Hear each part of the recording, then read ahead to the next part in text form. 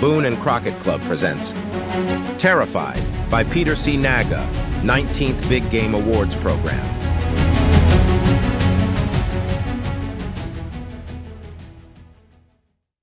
I hunted bear in the Galiuro Mountains for several years, but September 9th, 1982 was to be a day that I will never forget. It began very much like all my previous hunts. After 2 days of calling without spotting any bears and 2 unfruitful stands on the 3rd day of the season, I set my call on the ground and began to light my pipe. A hunter needs to be alert after calling, but the lack of success had my guard down. When I heard the faint sound of an animal walking through the small pebbles on the ridge, I was surprised. My first thought was that the sound was a fox, since it was so soft. A few seconds later, more stones crunched underfoot of the animal. Looking around for the sound, I saw a black object moving toward me. From behind the large rock I was using for cover, the critter moving through the thick brush looked like a black Angus cow that was nearly starved to death. The animal appeared to be nothing but a bag of bones. When I finally recognized the animal as a bear, I was not very excited. I was sure this bear was not the bear that left the huge track I had been following for so long. This bear was in such bad shape and so skinny he could not possibly last through another winter. Watching the bear come in, I tried to decide whether to shoot. I caught a glimpse of the bear as he passed through the brush. I could see the hair hanging from his belly, which indicates, just as with cattle, a male. I knew that a boar was necessary to make the 22-inch official score that I wanted. I had called in at least 30 bears, most of them sows and cubs and a few small boars. After 5 frustrating years of calling so many bears and not getting a single shot at a big boar, the temptation to shoot grew. When the bear cleared the brush at 35 yards, I drew my 82-pound pull laser magnum bow.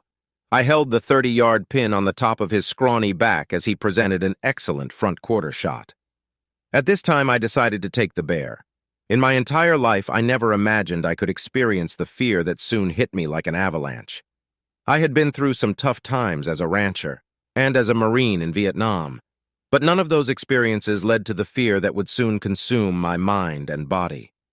When I drilled the 22-19 arrow with a 4-bladed satellite shaft into his chest, the bear rolled on his back, twisting to grab at the shaft of the arrow, but then he ran straight toward me. Terror overpowered my body. I stood frozen to the spot since I thought he was coming after me, but he was not aware of my presence until he hit my scent at about 12 yards. Then he stood on his hind feet, swinging his front legs wildly as he growled. My feet felt as if they were glued to the ground. My God, what do I do now? I thought. I hesitate to say it because you won't believe it, but that bear looked like he was over 8 feet tall. Many times you can expect a black bear to run the other way, but a big, dominant boar who has been king of the mountain is not afraid of anything. He will avoid danger, but when he is provoked, he will not back down from anything. My advice to other bow hunters about calling bears would be, don't do it alone. Have a fellow hunter there to back you up, preferably with a big bore like a .44 Magnum, in the hands of someone who can shoot accurately under extreme pressure. I would not want a .357 Magnum behind me, since I've heard too many stories about the number of shots it takes to drop a bear with this gun. Just do not hunt them alone, or it might be the last time you do anything. In 1977, a rancher friend told me that he had seen a big bear track in the same country where a big buck pronghorn lived. Numerous trips failed to produce even one sighting of the trophy pronghorn, but I did see the tracks of a huge bear. I knew immediately this was the bear I wanted. A number of scouting and hunting trips were fruitless until 1979. I finally saw the big bear, after following his tracks from Aravaipa Canyon to the Mule Shoe Ranch. The entire Galiuro Mountain range was his home. Since bear tracks are fairly easy to see and follow, especially those of a big bear moving uphill or down, I found his sign marking the areas he frequented. I followed his tracks in Manzanita berry country and lower on the mountain, in oak country. Usually, during the season when the manzanita berries are ripe, bears can be found higher on the mountain, so I concentrated my hunting efforts there. In the summer, when prickly pear pods are ripe, bears will drop into the desert to enjoy the intoxicating fermented pods. But there were not many prickly pears in this country, so the adage of "the bears are in the pears" did not apply to my hunt. I believed that persistence would eventually give me my chance, so I continued calling in the ripe manzanita berry country. 5 years of hunting with only one sighting would discourage many a hunter, but I believe that luck is part of every hunt. A hunter can force that luck through knowledge and skill, so I was within a few hundred yards of my big bear. I felt confident that I would call him within bow range. Every time I stopped to call, I looked for characteristics that would provide a good setup. Generally, I look for things that indicate good bear country, watching especially for high concentrations of foods currently being used by bears. Next, I look for an area that has either lots of dry oak leaves or small rocks so that I can hear any animal approaching. I also look for an area that provides enough visibility for a shot. I used to look for visibility out to a few hundred yards so that I could see them coming in. But experience taught me that even when I could see them early, I could not do anything until they were closer. Now, as long as I can see within my accurate shooting range, I have all the visibility I need. I prefer to shoot within 25 yards so that I can be totally confident with my shot placement. Another characteristic that I look for is an area that has no fresh tracks. Fresh tracks tell a hunter where a bear has been, not where he is now. When I find an area that has good and current feed, lots of leaves, visibility with good shooting lanes within my accuracy range, no fresh tracks, and good cover, I know that I have a good calling spot.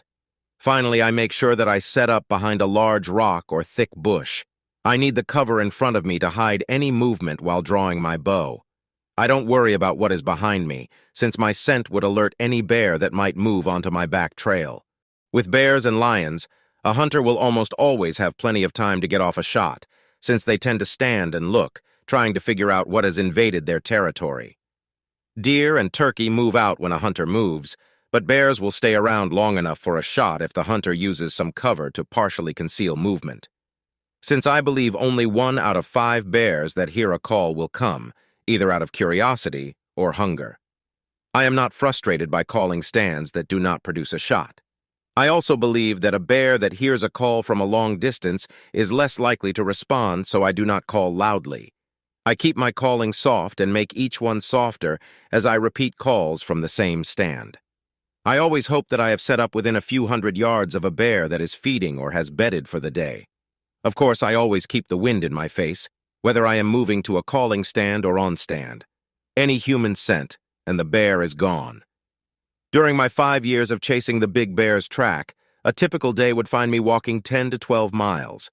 Within each day, I would call about 10 times. I would walk for 20 minutes to get into country that was beyond my last call, then move to the best vantage point I could find. Whenever I made a stand, I would call for 30 minutes. Some hunters have success calling bears from long distances and waiting much longer, up to 2 hours.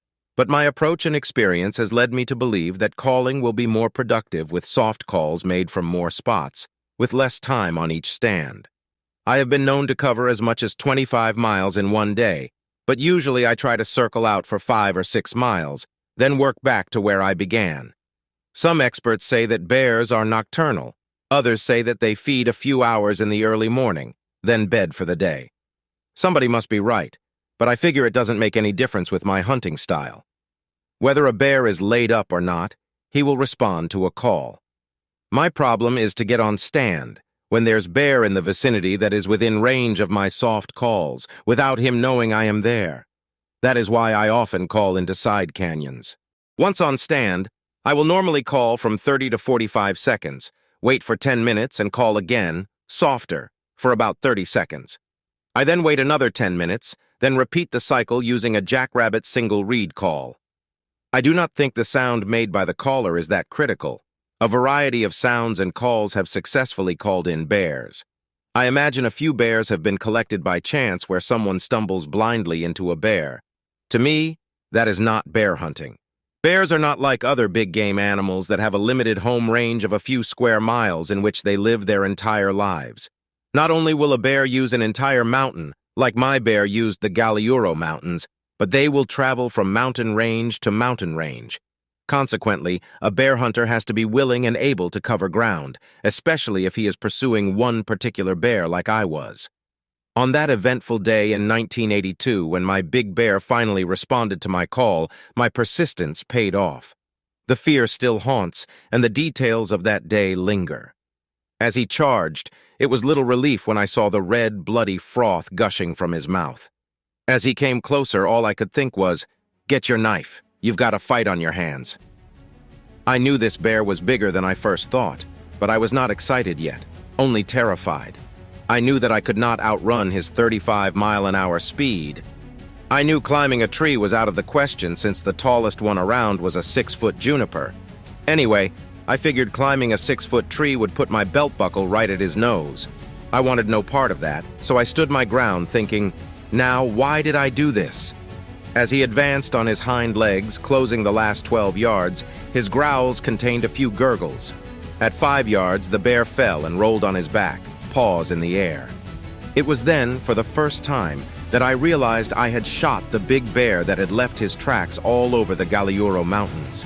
Excitement began to mingle with the fear that overwhelmed my whole body. His claws, just 5 yards in front of me, were huge. The bear stood and charged again, but fell and rolled over. Since he was on a slight incline, the bear lost with each fall the ground he gained with each charge. But he continued to struggle to get me. After 5 or 6 attempts, he fell for the last time, spread eagle over a clump of Spanish dagger. Yet he clawed forward, trying to reach me, refusing to give up.